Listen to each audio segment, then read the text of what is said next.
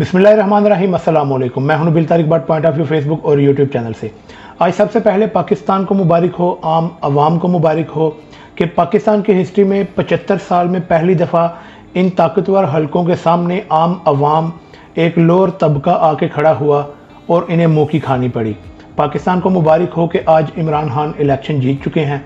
इमरान खान ने पाकिस्तानी अवाम को एक सबक सिखा दिया। ये सबको याद रखने की ज़रूरत है कि जब तुम मुंह से ये नहीं दिल से समझ लो कि ला इलाहा इल्लल्लाह मुहम्मद रसूलुल्लाह की पावर क्या है, तो फिर तुम्हें कोई हरा नहीं सकता, चाहे वो कोई भी मुश्किल हो, चाहे कुछ भी हो, चाहे आगे वाली ताकत अमेरिका हो या बगलोल हो या न्यूट्रल्स हो या उन्हें हम मीर जाफ़र कह लें या कुछ भी कह लें, तो फतह इंशाल्लाह तुम्हारी होगी।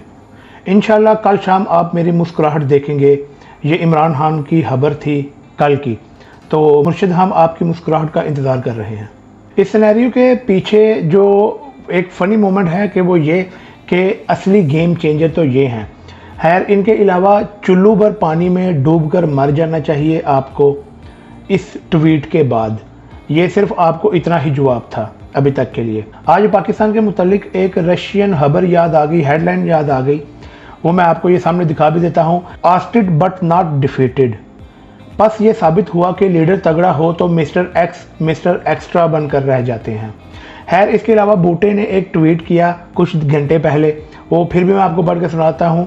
उन्होंने कहा कि जंग कभी जीती नहीं और इलेक्शन कभी हारिया नहीं। तो ये बात तो खैर आपकी गलत हो रही है, आपने बात उस टाइम पर ठीक की थी, लेकिन अभी सूरत हाल कुछ और है। लास्ट बॉल पे जादू करने की अब कोई ज़रूरत नहीं है। 11-12 बजे बाहर वाली महलूकों का जो खेल शुरू होना था वो अब नहीं होगा, क्योंकि वो भी समझ चुके हैं कि अवाम किसके साथ है। समझ तो उन्हें पहले भी थी, लेकिन वो अपनी हड दर्मी की वजह से मान नहीं थे रहे। खैर, अल्लाह जो करता है बेहतर करता है। इसके अलावा शहबाज गिल साहब बस थोड़ी देर और सब्र कर लें, इंशाल्लाह आप बाहर आ जाते हैं, हिम्मत नहीं हारनी। और लास्ट में पाकिस्तान का मतलब क्या? ला इलाहा इल्लल्लाह।